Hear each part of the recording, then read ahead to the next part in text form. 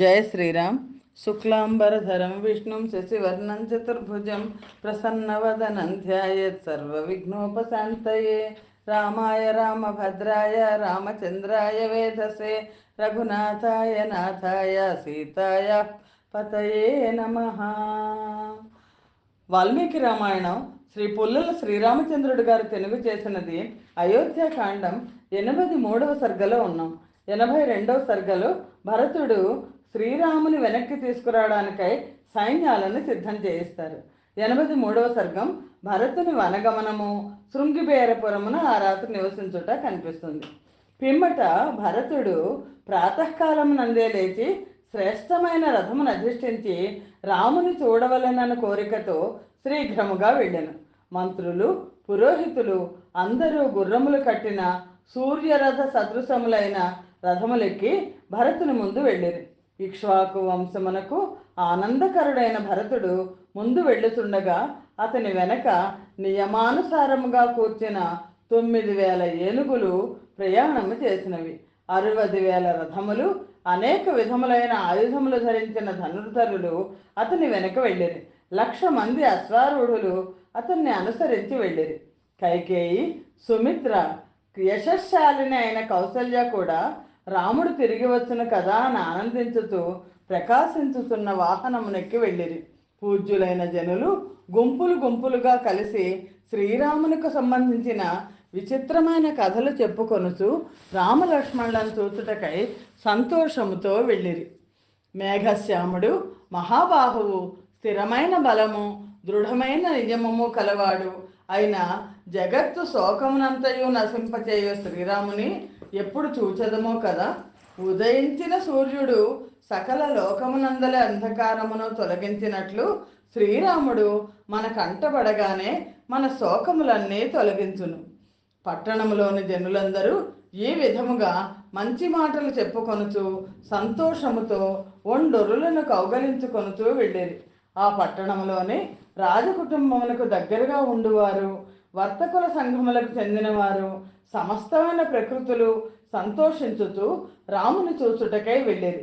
భరతుని వెంట రత్నములు సానపట్టువారు, అందమైన కుండలు తయారు చేయువారు, సాలెవారు, ఆయుధములతో జీవించువారు, నెమళ్ళవారు, రంపపు పని చేయువారు, అలంకరణము చేయువారు, రంధ్రములు చేయువారు, దంతపని చేయువారు, వెల్లవేయువారు, సున్నము పని చేయువారు, సుగంధ ద్రవ్యములు చేసి జీవించువారు, ప్రసిద్ధులైన కంసాలులు, కంబళ్ళు ఉతికేవాళ్ళు, స్నానాలు చేయించేవాళ్ళు, వేన్నీళ్లు అందించేవాళ్ళు, వైద్యులు, సుగంధ ధూపములు వేయువారు, మద్యము తయారు చేయువారు, చాకళ్ళు, కుట్టు పనివారు, గ్రామాలకు గొల్ల పల్లెలకు చెందిన పెద్దలు, స్త్రీ సహితులైన నటులు, చేపలు పట్టేవాళ్ళు కూడా వెళ్ళారు. ఇంతమంది వస్తున్నారు రాముడిని వెనక్కి తీసుకురావడానికి. నిశ్చలమైన మనస్సు కలవారు, మంచి నడవడిక చేత పూజ్యులు, వేదవేత్తలు అయిన వేల కొలది బ్రాహ్మణులు భరతుని వెనక మెల్లిగా ఎడ్ల బండెక్కి వెళ్ళిరి. వారందరూ మంచి వేషములు, పరిశుద్ధమైన వస్త్రములు ధరించి ఎర్రగా ఉన్న మంచి సుగంధ ద్రవ్యముల అనులేపములను శరీరములకు పూసుకొని అనేక విధమైన వాహనములెక్కి ఆ భరతుని మెల్లగా అనుసరించి వెళ్ళిరి. మిక్కిలి సంతోషించుతూ ఆనందించుతున్న ఆ సేన సోదరునిపై ప్రేమతో అతనిని తిరిగి తీసుకొని వచ్చుటకై వెళుతున్న కైకేయి పుత్రుడైన భరతుని వెంట వెళ్ళాను. వారందరూ రథములపైన, బళ్లపైన, గుర్రములపైన, గజములపైన చాలా దూరం ప్రయాణం చేసి వెళ్ళి రాముని మిత్రుడు, వీరుడు అయిన గుహుడు తన బంధువులతో కలిసి నివసించుతున్న శృంగబేరిపురము దగ్గర గంగా నదిని సమీపించింది.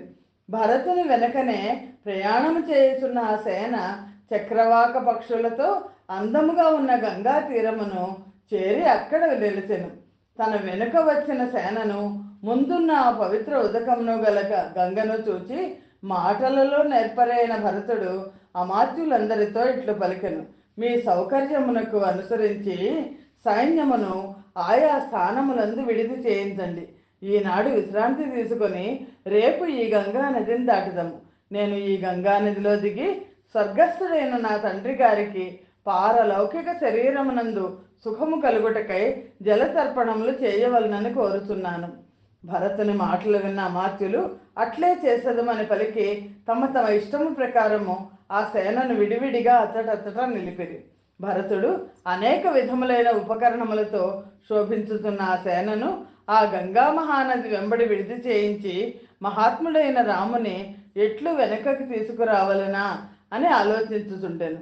శ్రీమద్ రామాయణం అందలి అయోధ్యకాండలోని 83వ సర్గ సమాప్తము. 83 అయిపోయింది. 84 జయ శ్రీరామ్.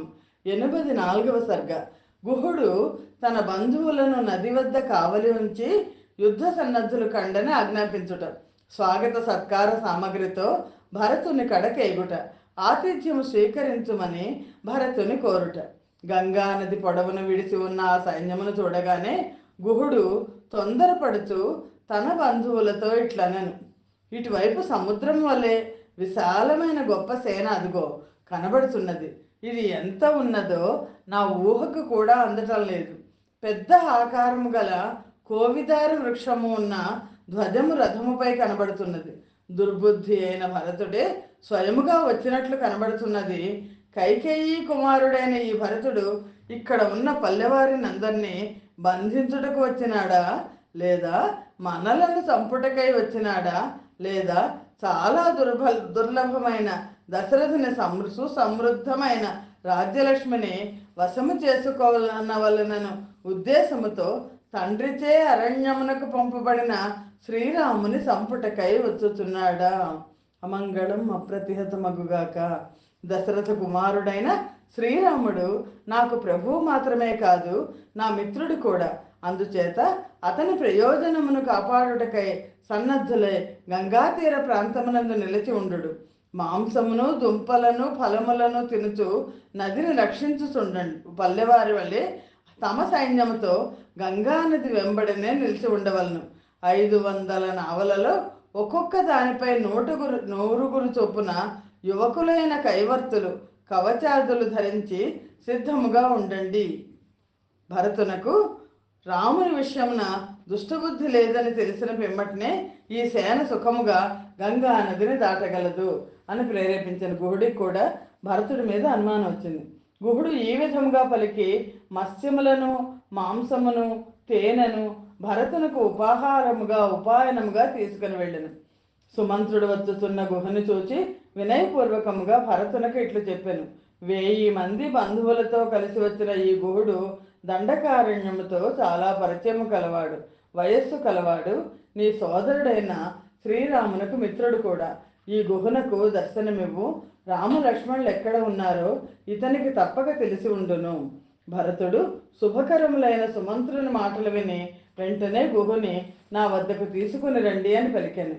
గుహుడు భరతుని ఆజ్ఞ లభించుడితే సంతోషించుతూ తన జ్ఞాతి వర్గముతో భరతుని సమీపించి సవినయముగా ఇట్లు పలికెను, ఈ ప్రదేశము నీ గృహోద్యానము వంటిది. మేము నీకు లొంగి ఉండే మనుష్యులము. ఇది నీ దాసుని గృహము. దీనిలో ఇచ్ఛానుసారము నివసింపమని మేమందరము కోరుతున్నాము. గుహుడు శ్రీరాముడికి కూడా అలాగే చెప్పాడు. ఇక్కడ దుంపలు ఫలములు బోయవారు తీసుకుని వచ్చిన అనేక విధములైన చాలా అధికమైన పచ్చి మాంసము ఎండు మాంసము ఉన్నవి. నీ సైన్యము సుఖంగా భుజించి ఈ రాత్రి ఇక్కడనే నివసించునని అనుకొనుచున్నాను. వివిధ పదార్థములను సమర్పించి మేము చేయి సపర్యలను అందుకొని నీవు సేనా సమేతుడై రేపు వెళ్ళవచ్చును. శ్రీమద్ రామాయణం నందలి అయోధ్యకాండలోని 84వ సర్గము సమాప్తము. జయ శ్రీరామ్. 85వ సర్గము. గుహ భరత సంవాదము. భరతుని శోకము. భరతుడు ఆ మాటలు విని గుహునితో ఇట్లు పలికెను, ఓ గుహుడా, నీవు మా అన్నగారికి మిత్రుడవు. ఇంత సేనకు నీ ఒక్కడవే ఆతిథ్యం ఇయ్యవలనని కోరుతున్నావు. నీ అభిలాష ఎంత గొప్పది. భరతుడు గుహునితో మరలానెను, ఓ గుహుడా, జలముతో నిండిన ఈ గంగా తీర ప్రాంతము ప్రవేశింప శక్యము కానిది, దాటుటకు కష్టమైనది. నేను ఏ మార్గమున భరద్వాజ ఆశ్రమమునకు వెళ్ళవలనో చెప్పుము. ధీమంతుడైన ఆ భరతుని మాటలు విని గుహుడు చేతులు జోడించి ఇట్లు పలికెను, ఓ రాకుమారా, ఈ దాసులు ధనుర్ధారులై జాగరూకులై నీ వెనక వచ్చేదరు. నేను కూడా వచ్చేదను. నీవు రామునికి కీడు తలపెట్టి అతడికి వెళ్ళుటలేదు కదా. నీ విశాల సైన్యము చూడగా నాకు శంక కలుగుతోంది. రాముడిని వెనక్కి తీసుకురావడానికి అంత సైన్యం ఎందుకు అని గుహుడికి, మనకిలాగానే గుహుడికి కూడా శంక వచ్చింది. ఆకాశం వల్ల నిర్మలుడైన భరతుడు ఈ విధముగా మాట్లాడుతున్న గుహునితో మృదువుగా ఇట్లనెను: శ్రీరాముని విషయమున అపచారము తలపెట్టు దుష్కాలము ఎన్నడునూ రాకుండుగాక. నా జ్యేష్ఠ సోదరుడైన ఆ శ్రీరాముడు నాకు తండ్రి వంటివాడు. వనములో నివసించుతున్న ఆ శ్రీరాముని వెనకకు తీసుకొని వచ్చుటకై వెళ్ళుతున్నాను. నీవు మరొక విధముగా తలపకుము, సత్యము చెప్పుతున్నాను. ఆ గుహుడు భరతుని మాటలు విని సంతోషించి వికసించిన ముఖముతో మరలా ఇతనితో ఇట్లు పలికెను: అప్రయత్నముగా లభించిన రాజ్యమును కూడా విడిచివేయవలెనని కోరుచున్నావు. నాకు ఈ లోకములో నీ వంటి వారు ఎవ్వడునూ కనబడలేదు. కష్టాలలో ఉన్న శ్రీరాముని తిరిగి వెనుకకు తీసుకొని రావాల్సింది కోరుచున్న నీ కీర్తి శాశ్వతంగా లోకంలో వ్యాపించగలదు. గుహుడు ఈ విధముగా భరతంతో మాట్లాడుతుండగా సూర్యుని కాంతి తగ్గాను. ఇంతలో రాత్రి కూడా వచ్చాను. శ్రీమంతుడైన ఆ భరతుడు సేనను తగు విధముగా విడిది చేసి గుహుని సేవలకు సంతోషించుచు శయనించెను. శత్రుఘ్నుడు కూడా శయనించెను. మహాత్ముడు, ధర్మదృష్టి కలవాడు, అట్టి శోకమునకు తగనివాడు అయిన ఆ భరతునకు రాముని గూర్చిన విచారము అని శోకము కలిగాను. అడవి కాలిపోయినప్పుడు శుష్కించిన వృక్షమును లోపల దాగి ఉన్న అగ్ని కాల్చివేసినట్టు భరతుని దుఃఖాగ్ని లోన తపింపచేయచ్చు బాధపెట్టెను. సూర్యుని కిరణములచే వేడెక్కిన హిమవత్ పర్వతము నుండి మంచు కారునట్లు అతని అన్ని అవయవముల నుండి శోకాగ్ని వల్ల పుట్టిన చెమట కారుచుండెను. దుఃఖమనడు మహాశైలము శ్రీ భరతుని ఆక్రమించెను. ఏదియో ఆలోచించుటయే ఆ పర్వతమునందలి భేదింపరాని శిలలు, నిట్టూర్పులే ధాతువులు, దైన్యమే వృక్ష సముదాయము, శోకము, ఆయాసము, మనస్తాపము అనునవే వాటికి శిఖరములు, మోహమే అనంతమైన జంతు సముదాయము, సంతాపమే దానిపై ఉన్న ఓషధులు, వేణువులు. అప్పుడు నరులలో శ్రేష్ఠుడైన ఆ భరతుడు దుఃఖపీడితుడైన మనస్సుతో నిట్టూర్చుతూ ఏమి చేయవలనో తోచక గొప్ప ఆపదలో చిక్కుకొని హృదయ జ్వరముచే పీడితుడై తన గుంపులోని వృషభములచే పీడింపబడిన వృషభం వలె మనశ్శాంతిని పొందలేకపోయాను. మహానుభావుడైన ఆ భరతుడు ఏకాగ్రచిత్తుడై శ్రీరాముని తలుచుతూ పరివార సహితుడై గుహుని చేరి ఉండెను.